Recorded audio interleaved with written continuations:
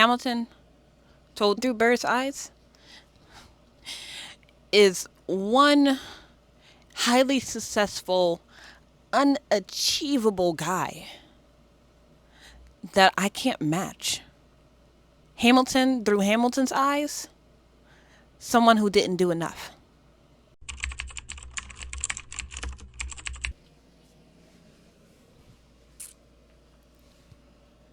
Hamilton, the Broadway play, aside from being amazing and vastly entertaining,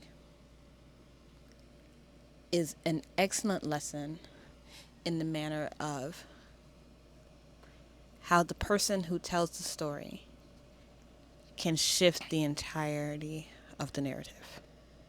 You have no control. Who lives, who dies, who tells your story?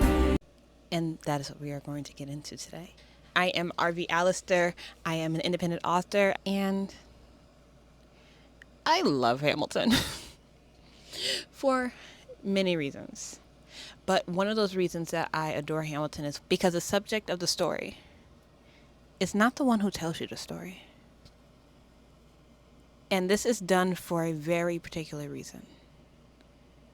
Because the person who tells the story has the power to change the entire experience just by switching points of view. So let's get into this. When choosing who to tell the story through is not always just about who is the story about. Because a person, an individual, is someone different to almost everyone that you meet. You see this at the very beginning, the opening number of Hamilton, where we have a lineup of people saying, me, I fought for him. Me, I trusted him. Me, I died for him. Me, I loved him. And me, I'm the darn fool that shot him. All these people have had different relationships with Hamilton. Hamilton has been a different individual for each of these people. And if any of those people were to have told Hamilton's story, we probably would have been getting a different story. But Lin-Manuel Miranda chose Aaron Burr, not Hamilton. But why? Let's take a look at Hamilton first. Hamilton is someone who is extremely ambitious. He is constantly thinking about the future, thinking about his legacy, a bit arrogant from time to time, a bit reckless from time to time. Hamilton is one who is nonstop. And for a manner of storytelling, sometimes it is important to stop, to wait for it. If Hamilton were to have been the one to tell us the story, one, it probably wouldn't have been 3.5 hours long. But two, we wouldn't have gotten a lot of the information that led him to being the person that he was, because Hamilton was far more concerned with the legacy that he would leave than the legacy that he was a part of. He didn't think about his past that often. But you know who did? You know who reminded us of Hamilton's past just about every time he stepped on that thing on stage? Aaron Burr. We know very much so that Hamilton is a bastard, an orphan, a son of a whore. Not because Hamilton told us this, but because Aaron Burr told us this. A lot. Burr was a hater. But I can respect a hater. But because we have this information that Burr provided us, we can understand why Hamilton makes the decision that he does, why he's so ambitious, why he never stops. We know this, and we can make these connections, and we can understand Hamilton's flaws better because Burr gave us the context to understand it. In the matter of choosing the person who has ended Hamilton's life to be the person to tell us, the audience, his story, is not done unironically. Burr is now the villain in our history. which allows for Hamilton to be the hero. If this story was told through Hamilton's point of view, Hamilton would not have been the hero of his own story. Hamilton has done many a wrong things. Hamilton has wronged many a people.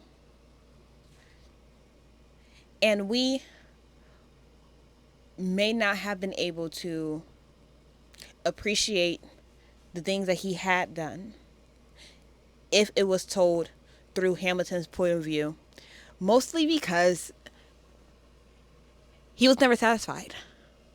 Yes, I am going to slip in as many Hamilton references as I can.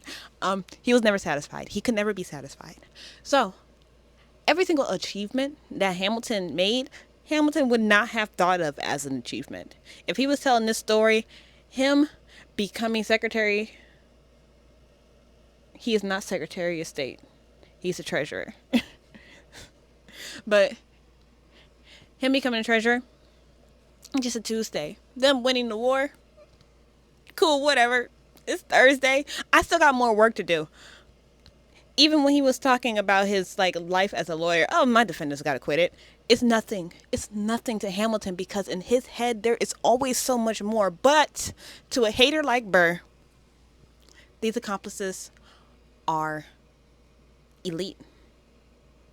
They're unmatchable. Man, the man is nonstop. So, we get to see Hamilton as this fantastic guy who meets the impossible again and again and again and again because Burr believes that.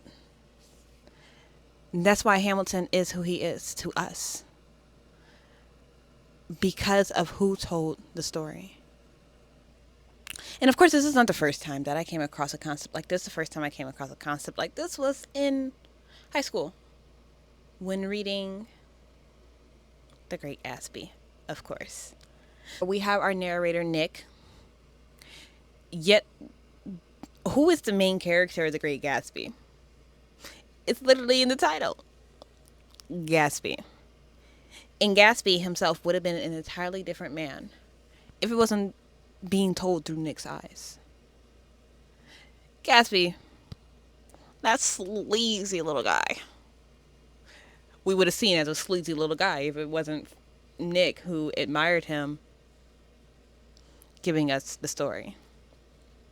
This was something that I thought about when creating Blue Lights. In a lot of ways, Blue Lights is very similar to this situation because the main character of Blue Lights is not Dante, our narrator, but it's Major, his best friend.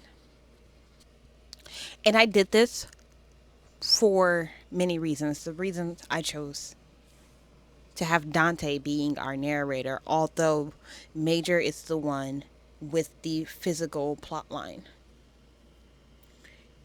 It's because I didn't want Major's pain and suffering, Major's trauma, to be the thing that people latched onto. I wanted people to understand more so what Major was running towards instead of what he was running away from. I wanted you to see the joy that he was chasing constantly. And the best way that I could show you that joy is by telling you this story through the eyes of the boy that always got to see his smile the most. If I had chosen to tell this story through Major's point of view,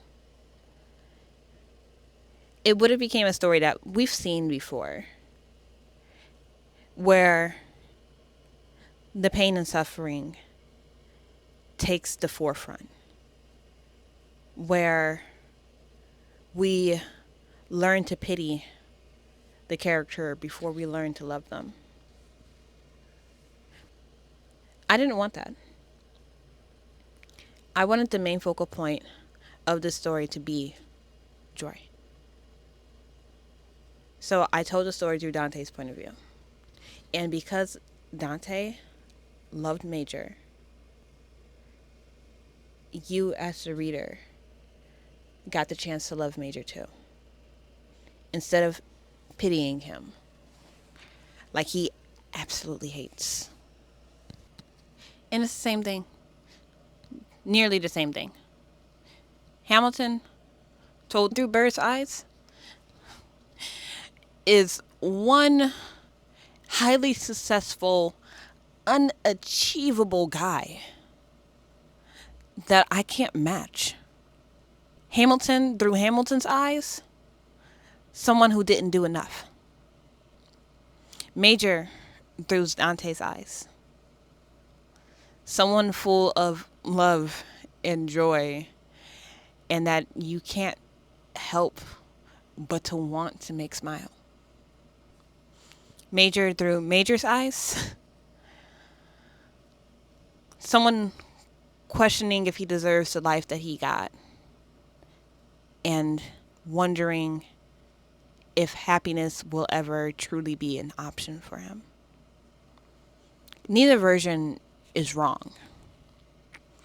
It's all about the creator and what the creator wants the audience to experience. And this selection of perspective, it goes deeper. It goes beyond just a matter of how this person views the main character. It also affects the atmosphere of the entire story. What does this character notice? Who does this character notice? What is their thought process like? Are they involved in the main scenes? For a lot of the time, Burr is not in the room where it happens. And for a lot of the wrong that happens in Major's life, Dante is not in the room where it happens. And you got to think just about how the story will change based off of who tells the story. And what is it that you want your audience to get out of this? So, when it comes to your own writing, who lives, who dies, who tells your story? Tell me, if you're a writer, would your story change if it was told from another person's point of view? Tell me down below. And I'll see you next time.